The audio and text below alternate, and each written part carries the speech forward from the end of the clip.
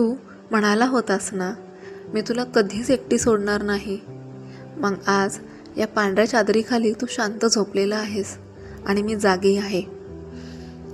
लोक म्हणतात मृत्यू सगळं संपवतो, पण कोणी त्यांना सांगेल का माझ्यासाठी आजच आयुष्य इथूनच थांबलंय. तू मला वचन दिलंस, स्वप्न दिलीस आणि सवय लावून निघून गेलास. आज सगळे मला म्हणतात मजबूत बन, पण हे कोणी सांगणार नाही मी ज्याच्यासाठी मजबूत होते तोच आज या चादरीखाली आहे. मग सांगा मी एकटी कशी नाही. ती आयुष्यात फार काही मागणारी नव्हती, फक्त एक माणूस जो तिला समजून घेईल आणि कधी सोडून जाणार नाही. तो आला अचानक, नायकासारखा नाही पण आधारासारखा. पहिल्यांदा भेटले तेव्हा तो फारसा बोलला नाही, मग त्याच्या शांत नजरेत तिला सुरक्षित वाटलं. हळूहळू शब्द वाढले, मग हसू, आणि कधी सवय लागली कळलंच नाही. ती पूर्णपणे त्याच्यावर विसंबली. तो तिला नेहमी म्हणायचा, आपण पुढे खूप काही बघायचं आहे, मृत्यू, अपघात या गोष्टी आपल्यासाठी नाहीत. आणि हसत म्हणायचा, मी आहे ना, कशाला घाबरतेस.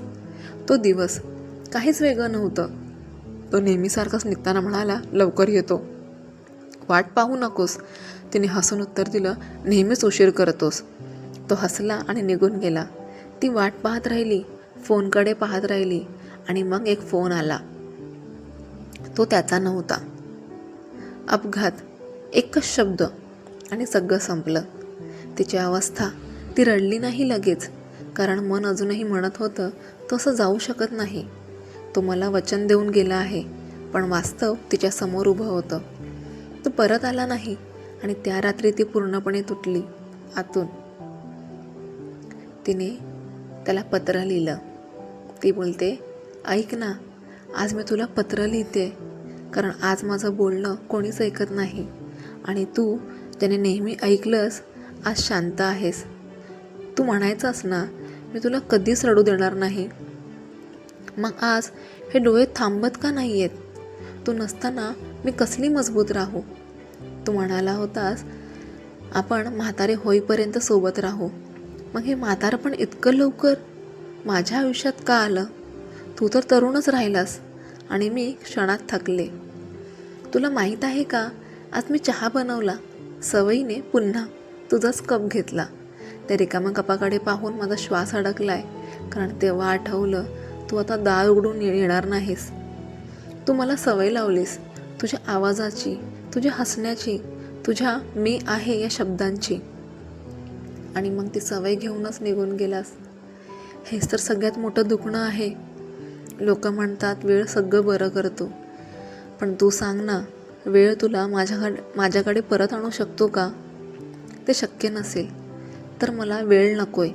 आज घरात माणसं आहेत, आवाज आहेत, पण तरीही मला एकटेपणा खातोय, कारण ज्याच्यासोबत मी स्वतः होते तोच नाही आहे. तू नसलेलं जग मला मान्य नाही, कारण माझं सगळं जग तुझ्या भोवतीच तर होतं. तू वचन तोडलंस. तू म्हणाला होतास मी तुला सोडून जाणार नाही. मग आज मी इथे आणि तू इतका दूर का आहेस? तू मला प्रेम करायला शिकवलंस, आयुष्याला अर्थ दिलास, पण विसरायला शिकवलंस का? श्वास घ्यायला शिकवलंस का तुझ्याशिवाय? आज जर मला एकच गोष्ट मागायची असेल ना, तर ती एवढीच, जर पुढच्या जन्मासारखं खरंच काही असेल तर मला पुन्हा भेट, पुन्हा प्रेम कर, पुन्हा वचन दे, आणि यावेळी कृपया ते वचन पाळ. तुझी आजही आणि कायम तुझीच. पत्र पूर्ण झालं, डोळे सुकले, पण मन अजूनही रडत होतं. तो गेला होता, पण तिच्यातच राहून गेला होता. काही प्रेम लग्नापर्यंत पोचत नाहीत, पण आयुष्यभर सोबत राहतात. जर हे शब्द वाचताना क्षणभर तुमचंही मन भरून आलं असेल तर हा व्हिडिओ लाईक करा. ज्यांनी कोणाला गमावलं आहे त्यांच्यापर्यंत शब्द पोचवा, कारण काही वेदना बोलल्या नाहीत तरी समजल्या गेल्या पाहिजेत. तुम्हाला जरी कथा आवडली असेल तर आपल्या प्रेम एक कथा या चॅनलला सबस्क्राईब करा. कमेंटमध्ये सांगा तुम्हाला या कथेचा कुठला भाग आवडला, आणि लाईक करा. पुन्हा भेटूया एका नवीन कथेसोबत. श्री स्वामी समर्थ.